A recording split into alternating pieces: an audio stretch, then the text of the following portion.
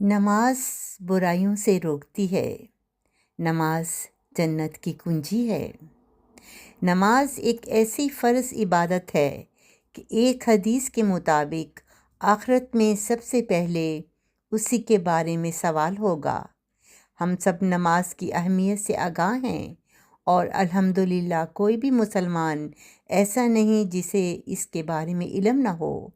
سب اس سے بھی زیادہ آگاہ ہیں کہ قرآن مجید میں بار بار نماز قائم کرنے کی تاکید کی گئی ہے۔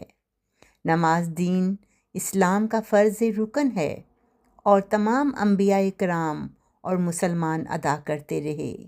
نماز قائم کرنے سے مراد ہے کہ نماز کو باقاعدگی سے اور اس کے مقررہ اوقات پر ادا کیا جائے۔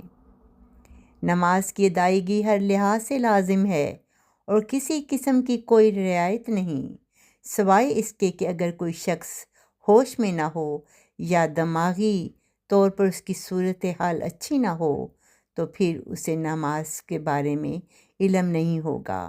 اس کے علاوہ نماز ادا کرنا فرض ہے۔ وضو پہلا عمل ہے جسے کرنے کے بعد مسلمان نماز ادا کرتا ہے، اور اس کے بغیر نماز نہیں ہوتی۔ اللہ تعالیٰ نے اتنی رعایت دی ہے کہ انسان اس کا شکر ادا نہیں کر سکتا۔ پانی نہیں ہے یا کسی بیماری کی وجہ سے پانی استعمال نہیں کیا جا سکتا تو تیمم کیا جا سکتا ہے۔ ہمارے لیے تمام زمین مسجد بنا دی گئی ہے، اور کسی بھی جگہ نماز کی وجہ سے ادا کی جا سکتی ہے۔ جماعت کے ساتھ نماز ادا کرنے کی فضیلت ہے، لیکن ممکن نہ ہو تو اکیلے بھی ادا کی جا سکتی ہے۔ کوئی ہنگامی صورتحال ہو یا کوئی اور نوعیت ہو تو دوران سفر نماز کھو جانے کا خوف ہو تو نماز ظہر و عصر اور مغرب و عشاء کو ملا کر بھی ادا کی جا سکتی ہے۔ دوران سفر نماز قصر بھی کی جا سکتی ہے اگر وقت یا حالات کی تنگی ہو، لیکن نماز کسی بھی صورت میں معاف نہیں۔ کھڑے ہو کر ادا نہیں کر سکتے تو بیٹھ کر، اگر بیٹھ کر نہیں تو لیٹے ہوئے اور سواری پر بھی ادا کی جا سکتی ہے، لیکن چھوڑی نہیں جا سکتی۔ اللہ تعالیٰ نے اتنی آسانیاں عطا فرمائی ہیں کہ کوئی وجہ نہیں کہ مسلمان نماز ادا نہ کرے۔ نماز اللہ تعالیٰ کے حضور حاضری ہے، جو انسان کو احساس دلاتی ہے کہ اس کا ایک خالق، رب، پروردگار اور مالک ہے، جس نے یہ زندگی اور اس کی نعمتیں عطا فرمائی ہیں۔ وہ یکتا و معبود ہے کہ جس کے سامنے جھکنا اور اس کی اطاعت کرنا ہے۔ اسی نے یہ زندگی دی ہے، اور اسی نے اس میں عطا کردہ وقت میں اعمال کا حساب لینا ہے، اور نتیجہ کی بنیاد پر ابدی ٹھکانہ مقرر کرنا ہے۔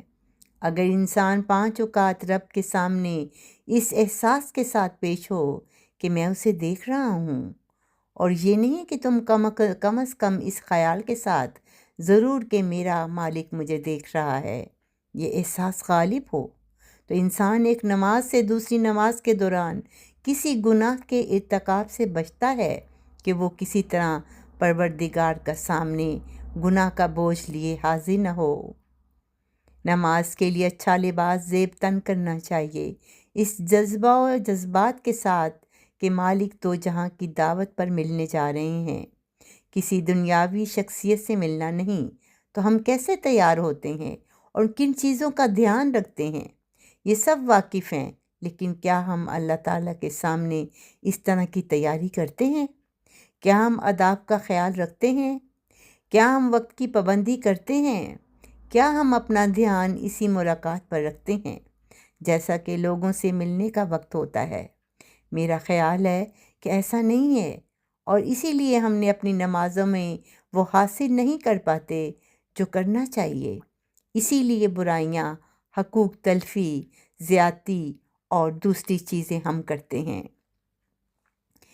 ہمارے محبوب کے درمیان کا تعلق ہی نہیں، اور اگر ہم کمزور ہیں تو ہم کس طرح اللہ تعالیٰ کی خوشنودی حاصل کر سکتے ہیں؟ نماز میں خشوع و خضوع کے لیے لازم ہے کہ ہم اوپر بیان کردہ باتوں کا خیال کریں اور یہ سمجھیں کہ اللہ تعالیٰ نے ہمارے لیے نماز کتنی ضروری قرار دی ہے۔ نماز اور اس کی شرائط۔ اعوذ باللہ من الشیطان الرجیم، بسم اللہ الرحمن الرحیم۔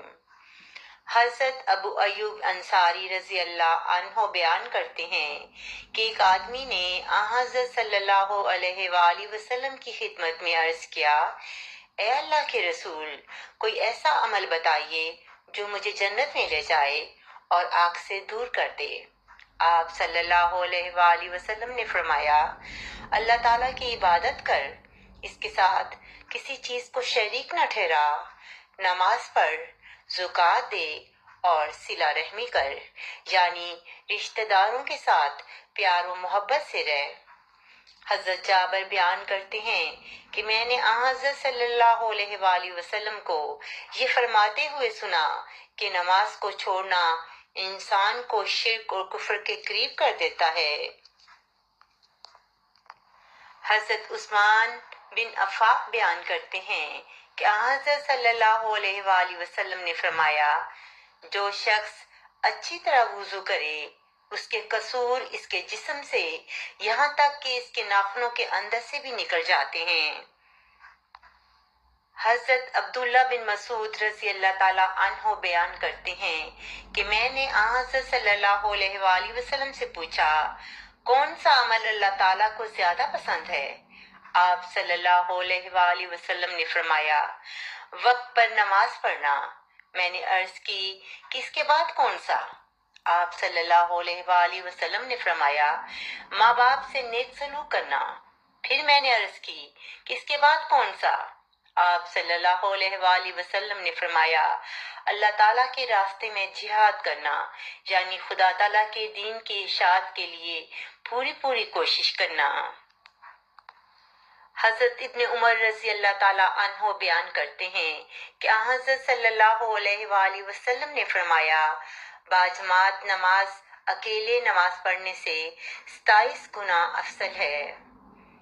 حضرت ابو ہریرہ رضی اللہ تعالیٰ عنہ بیان کرتے ہیں کہ جب نماز کھڑی ہو جائے تو فرض نماز کے سوا کوئی اور نماز پڑھنا جائز نہیں۔ حضرت ابو ہریرہ رضی اللہ تعالیٰ عنہ بیان کرتے ہیں کہ میں نے حضرت صلی اللہ علیہ وآلہ وسلم کو یہ فرماتے ہوئے سنا، جب نماز کھڑی ہو جائے تو تم دوڑ کر اس میں شامل نہ ہوا کرو، بلکہ وقار اور آرام سے چل کر آؤ۔ نماز کا جو حصہ امام کے ساتھ مل جائے پڑھ لو، اور جو رہ جائے اسے بعد میں پورا کرو۔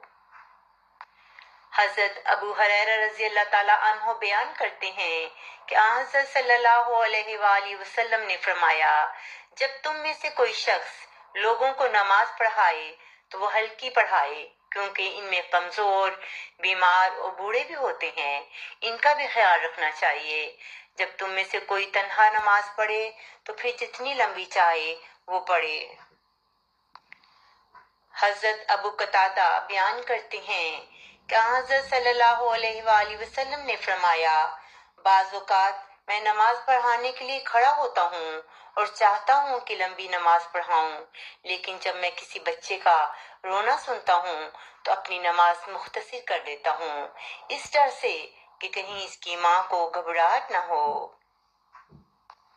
اللہ تعالیٰ ہمیں نماز پڑھنے کی توفیق دے اور ہم اپنے تمام اعمال پر غور کریں اور اللہ تعالیٰ کے بتائے ہوئے طریقے پر زندگی گزاریں۔